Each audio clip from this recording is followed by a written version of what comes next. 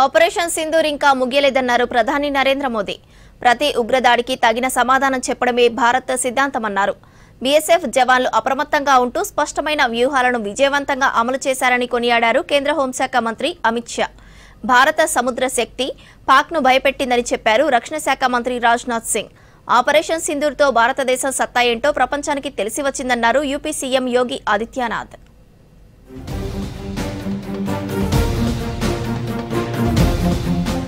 భారత బ్రహ్మోస్ క్షిపణులు శత్రువులకు నిద్రలేని రాత్రులు మిగిల్చాయని అన్నారు ప్రధాని మోదీ. ఆపరేషన్ సింధూర్ సమయంలో స్వదేశీ ఆయుధ శక్తిని యావత్ ప్రపంచం కల్లారా చూసిందన్నారు. పాక్ భూభాగంలోని ఉగ్రస్థావరాలను భారత క్షిపణి వ్యవస్థలు ధ్వంసం చేశాయన్నారు. ఉత్తరప్రదేశ్లోని కాన్పూర్ సభలో మాట్లాడిన మోదీ ఆపరేషన్ సింధూర్ ఇంకా ముగియలేదన్నారు. యూపీలోని కాన్పూర్లో పలు అభివృద్ధి ప్రాజెక్టులకు శంకుస్థాపన చేసిన ప్రధాని అమేథీలో AK-203 రైఫిల్ ఉత్పత్తి ప్రారంభమైందన్నారు. हमारे भारतीय हथियारों ने ब्रह्मोस मिसाइल ने दुश्मन के घर में घुसकर तबाही मचाई। जहां टारगेट तय किया वहां धमाके किए। ये ताकत हमें आत्मनिर्भर भारत के संकल्प से मिली है. భారత సైన్యం దాడులకు దిగి వచ్చిన పాకిస్తాన్ యుద్ధాన్ని ముగించాలంటూ వేడుకుందని చెప్పారు ప్రధాని మోదీ. అణ్వాయుధ బెదిరింపులకు భారత్ భయపడదని, దాని ఆధారంగా నిర్ణయాలు తీసుకోదన్నారు. పాకిస్తాన్ కుట్రలు కుతంత్రాలు ఇకపై పనిచేయవని చెప్పారు మోదీ. ऑपरेशन सिंदूर के रूप में पूरी दुनिया ने देखा है.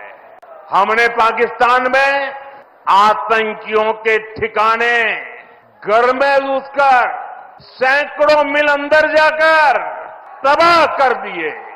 और हमारी सेना ने ऐसा पराक्रम किया कि पाकिस्तानी सेना को गिड़गिड़ाकर युद्ध रोकने की मांग करने पर मजबूर होना पड़ा. దేశంలో మావోయిస్టులను పూర్తిగా నిర్మూలించబడే రోజు ఎంతో దూరంలో లేదన్నారు ప్రధాని నరేంద్ర మోదీ. 2014కు ముందు 75కి పైగా జిల్లాల్లో మావోయిస్టుల ఉనికి ఎక్కువగా ఉండేదని, ప్రస్తుతం 18 జిల్లాల్లో మాత్రమే మావోయిస్టుల ఉనికి ఉందన్నారు. బీహార్లోని కరకట్లో జరిగిన ర్యాలీలో మోదీ ఈ కామెంట్స్ చేశారు. 2014 से पहले देश में 125 से ज्यादा जिले नक्सल प्रभावित थे. अब सिर्फ 125 से ज्यादा, अब सिर्फ 18 जिले नक्सल प्रभावित बचे हैं. పాకిస్తాన్ దుశ్చర్యలను ధీటుగా తిప్పికొట్టిన బీఎస్ఎఫ్ పై కేంద్ర హోంమంత్రి అమిత్ షా ప్రశంసలు కురిపించారు. ఆపరేషన్ సింధూర్ ద్వారా పాక్లోని 118 పోస్టులను బీఎస్ఎఫ్ దళాలు ధ్వంసం చేశాయన్నారు. ఉగ్రవాదుల సమాచార నిఘా నెట్వర్క్ను కూల్చివేశాయన్నారు.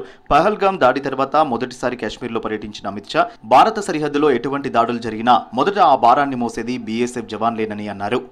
ఆపరేషన్ సింధూర్ కే घटनाक्रम में अपनी परंपराओं को बनाए हुए जम्मू फ्रंटियर के बीएसएफ के जवान, राजस्थान फ्रंटियर के बीएसएफ के जवान और दूर सुदूर कच्छ की बॉर्डर पर जो जवान तैनात हैं, वो सभी ने पूरी सजगता के साथ सीमा की रक्षा का काम किया. భారత సముద్ర శక్తి పాకిస్తాన్ను భయపెట్టిందన్నారు రక్షణ శాఖ మంత్రి రాజ్నాథ్ సింగ్. నావీ బలంగా ఉన్నంత వరకు సముద్రం సరిహద్దుల వైపు ఎవరూ కన్నెత్తి చూడలేరని చెప్పారు. గోవాలో INS విక్రాంత్లో పర్యటించిన రాజ్నాథ్ నావీ అధికారులతో మాట్లాడారు. అజేయమైన ధైర్యం, శక్తికి INS విక్రాంత్ ప్రతీకగా నిలుస్తోందని చెప్పారు.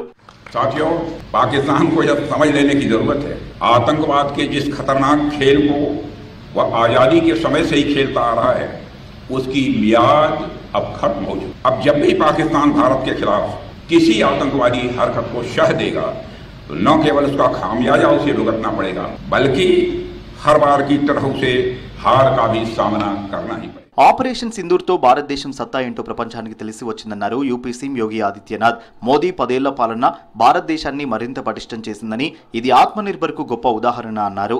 प्रधानमंत्री जी के द्वारा 10 वर्ष पूर्व प्रारंभ किए गए मेड इन इंडिया की उस ताकत का भी एहसास दुनिया को कराता है जो इस बार ऑपरेशन सिंदूर के माध्यम से दुनिया ने देखा है. यह आत्मनिर्भर भारत की सफलता का भी एक बेहतरीन उदाहरण है. బీహార్లోని పాట్నా ఎయిర్పోర్ట్లో ప్రధాని నరేంద్ర మోదీతో యువ క్రికెటర్ సంచలనం వైభవ్ సూర్యవంశీ తన పేరెంట్స్తో కలిసి భేటీ అయ్యాడు. ప్రధాని మోదీని కలిసిన సమయంలో ఆయన పాదాలను తాకి ఆశీర్వాదం తీసుకున్నాడు వైభవ్. యంగ్ క్రికెటర్ను కలిసిన విషయాన్ని మోదీ కూడా తన ఎక్స్ అకౌంట్లో పోస్ట్ చేశారు. వైభవ్ క్రికెట్ నైపుణ్యాన్ని యావత్ దేశం కీర్తిస్తుందన్నారు ప్రధాని.